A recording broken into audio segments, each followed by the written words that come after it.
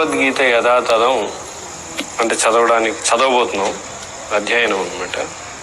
ఈ భగవద్గీత యథాతథం అనేది దీని గురించి చెప్తాను. చదవబోయే ముందర అసలు ఈ భగవద్గీత యథాతథం అని ఎందుకు వచ్చింది ఏంటి అనేది చెప్తాను. ఇది మీరు వెనకాల చూసినట్లయితే ప్రపంచంలో 80కి పైగా భాషల్లో. ఇక దీని ప్రత్యేకత ఏంటంటే, భగవద్గీత యథాతథం యొక్క ప్రత్యేకత ఏంటంటే, భారతదేశంలో ఇప్పటికి ప్రస్తుతం కనీసం 500లకు పైగా భగవద్గీతలు ఉన్నాయి. అంటే 500లకు పైగా భగవద్గీతల పైన భాష్యం రాశారు.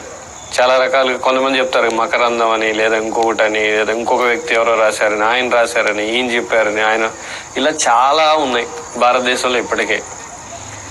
ప్రభుపాద ఇది రాసిన పుస్తకం, దీనికి భాష్యం రాసింది ఎవరు అంటే భగవద్గీత శ్లోకాలకి కృష్ణ కృపామూర్తి ఏసీ భక్తివేదాంత స్వామి శ్రీల ప్రభుపాద. ఆయనే ఈ ఇస్కాన్ సంస్థని ప్రపంచవ్యాప్తంగా ఆయన సుమారుగా ఒక 12 సంవత్సరాల్లో మొత్తం ప్రపంచాన్ని చుట్టి ఒక 108 ప్రదేశాల్లో భగవద్గీత రోజు ప్రవచనం జరిగే విధంగా ఏర్పాటు చేశారు. ఆ 108 భారతదేశంలో లేవు, ప్రపంచం మొత్తంలో ఉన్నాయి. అమెరికాలో, ఫ్రాన్స్లో, యూకేలో, జర్మనీ, ఇలాంటి అనేక దేశాల్లో ఆయన స్థాపించారనమాట ప్రచార కేంద్రాలు 108. అక్కడ ఎప్పుడు కూడా ఈ గ్రంథమే అక్కడ చెప్పబడుతుంది. మరి దీని ప్రత్యేకత ఏమిటి? మరి మిగతా 500 రకాలు ఉన్నాయి కదా అంటే, ఈయన మన ఏసీ భక్తివేదాంత ప్రభుపాద అని నేను సంబోధిస్తాను ఇక్కడ నుంచి. ప్రభుపాద అని చెప్తే ఈయన రచయిత, అంటే భాష్యం ఇచ్చిన ఆయనని మీరు అర్థం చేసుకోండి.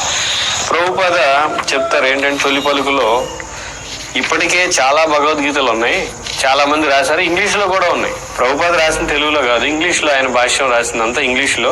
ఇంగ్లీష్ నుంచి ఇతర భాషల్లోకి అనువాదం చేసి ముద్రించడం జరిగింది. దాన్నే భారతదేశంలో వేరు వేరు గ్రంథాలు, రకరకాల భాష్యాలు ఉన్నాయి, వాళ్ళు చదువుతుంటారు.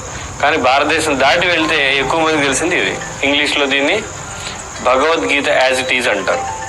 కాబట్టి ఇది ఆయన ఏమంటారంటే, ఇప్పటికే చాలా ఉన్నాయి, కానీ అన్ని పుస్తకాలు ఉన్నప్పటికీ అవి చదివి ఎవరు కూడా భగవద్గీత యొక్క ఉద్దేశం ఏమిటి, భగవంతుడు ఎవరో చెప్పడం, భగవంతుడికి భక్తులుగా అవ్వడం.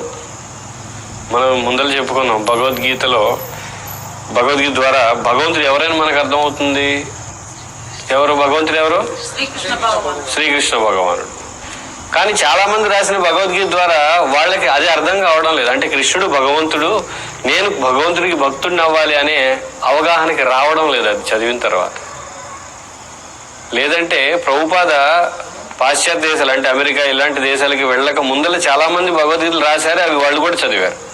కానీ ఎవరు కూడా అవి చదివి భక్తులు అవ్వలేదు, కృష్ణ భక్తులు అవ్వలేదు ఎవరు. కానీ ఇది చదివిన తర్వాత ఈ రోజు కూడా, ఎప్పుడైతే ప్రభుపాద ప్రచారం మొదలు పెట్టారో ఆనాటి నుండి ఇప్పటికి కూడా ఇది చదివి చాలా మంది భక్తులు అవుతున్నారు.